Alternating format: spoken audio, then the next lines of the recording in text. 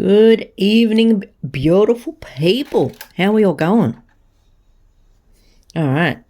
I thought I would do a video on how I make my bias binding and how I join it. I did do one before on stripe binding, but I realized now I didn't actually show how to join. So I thought I'd just do it from start to finish and upload this so everyone can see, and then that way people who are having issues remembering which way to join and things like that will be able to use this to reference back on. Okay, so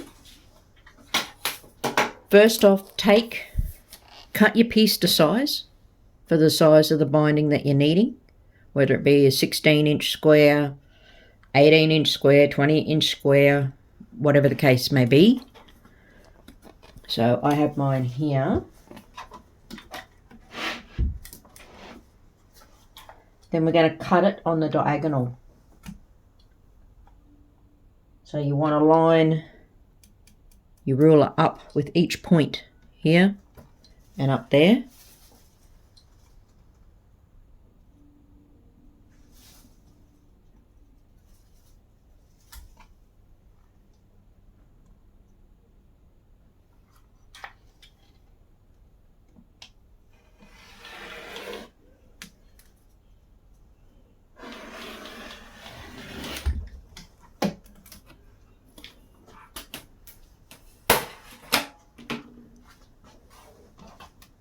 Once you've got your two pieces, turn one so you have a mountain. Turn the other one so it's a valley. Okay, upside down mountain. Okay, so you have one with the peak up the top, the other one with the peak at the bottom. And then flip it over. You want to line them up. If you're doing the stripes, then you need to get in and line up your stripes. Okay? And what I generally do is I'll pin every second stripe just to prevent shifting. Then you want to take that to your machine and do your 1/4 inch. Once you've done that, open it out, lining side up, and press your seams open. That will then bring you to this. And that's how it should look. Then you just want to fold each edge in. I was trying to do this last night and it just didn't happen. So this has been sitting since last night to be cut. Line them up with the edges from your seam.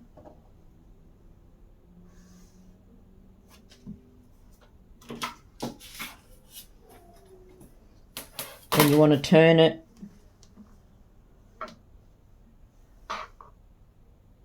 like that, so you have one of the curved edges facing you. Okay? And then cut it into the pieces depending on what size you're cutting. You might be cutting 1 inch, 2 inch, 2.5 inch, whatever the case may be. So I'm just going to flip that a bit this way because I'm just off to the side of you guys at the moment. So I'll just flip it around to me. So I'm going to cut 2 inch because I have found that 2 inch works for me when I do my projects. So I'm going to take it in a bit.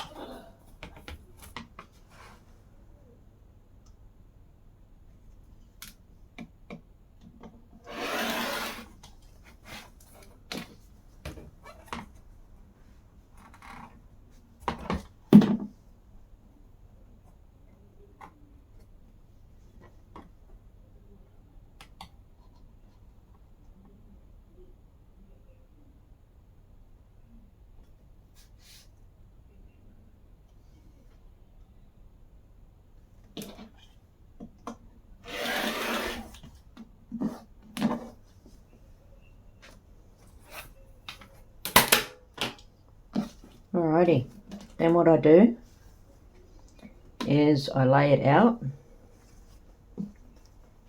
like that, right sides up.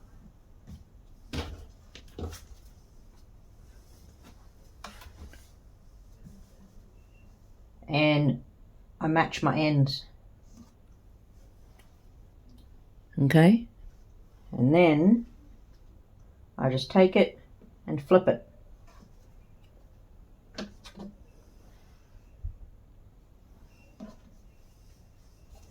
Do it again.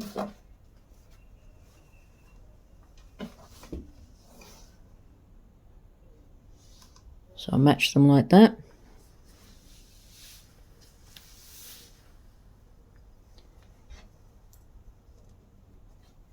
And then I flip it.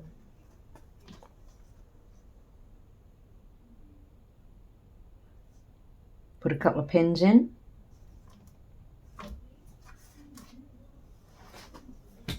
And I find what I've done with them. There they are.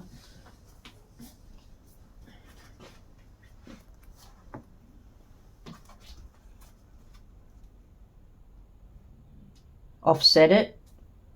Offset the tips about 1/4 inch.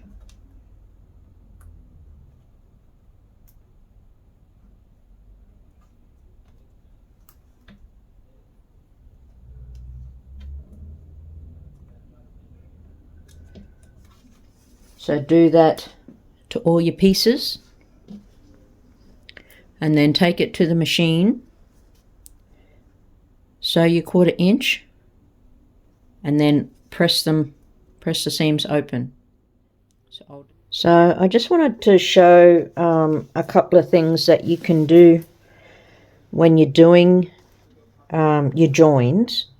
Now, number one thing is, don't be embarrassed if you want to draw a line, okay?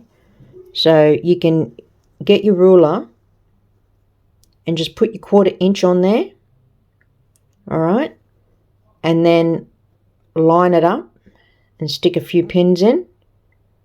Now, another way to check that you do have it, you know, with the right, what I do is I have it so the line here meets the edge there. So when you put your presser foot down here, you're going to start sewing directly in that little V, okay? But if you want to double check, just to be on the safe side before you actually sew, is stick 2 pins in right near the edge there, and then just flip it back, and you'll see if it's gonna match, or if you might need to adjust it a little bit because it's too far up here, you know, and therefore it's not going to be a nice continuation along here. So just stick a couple of pins in and open it out, and then that will tell you if you've got it lined up, and that will give you more confidence for the rest of your joins. So I just thought I'd share that little tip, you know. Just never be embarrassed if you've got to give yourself a few guidelines until you get used to, you know, the placement of where they need to sit for you to get a nice join. And then with the bias binding, I'm going to pin the tail there,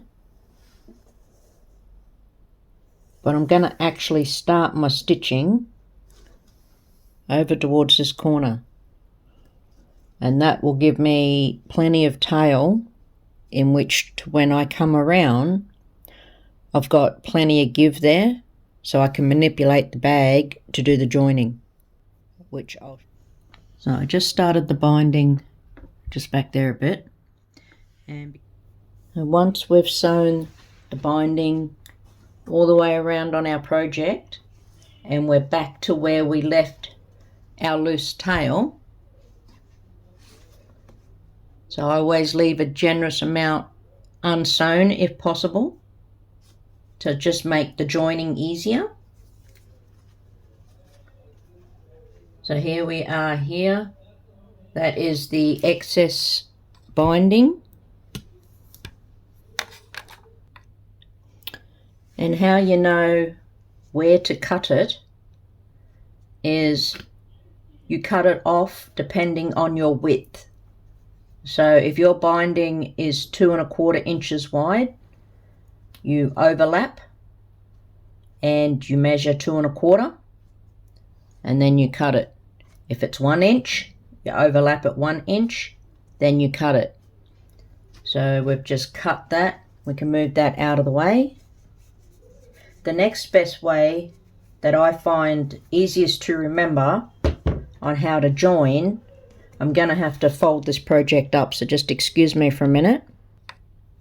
So I just had to clip it up to give me that bit of free movable space here. So here we have our two ends, and how I remember how to join is I place it on there so it's across, and then I open this out. I open this piece out, and there you have it. And if it makes your life easier and don't feel silly for doing it, I do it all the time. Even given the amount that I have joined binding with doing quilts and everything else, I still find I just can't never get it quite right. So I stick a pin in, I'll lay it on a flat surface like that. I'll take my ruler and my pen,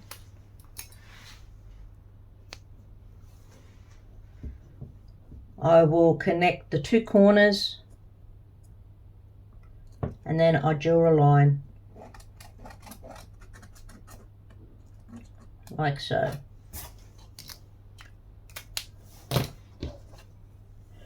Go to the machine, sew that, cut this off, leaving, a bit for your seam, and then that will fold out beautifully. And one way to check that it will is you stick a pin along there like that. Grab another one.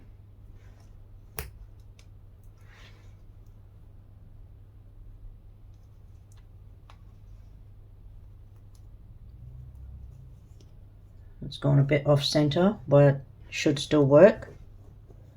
And then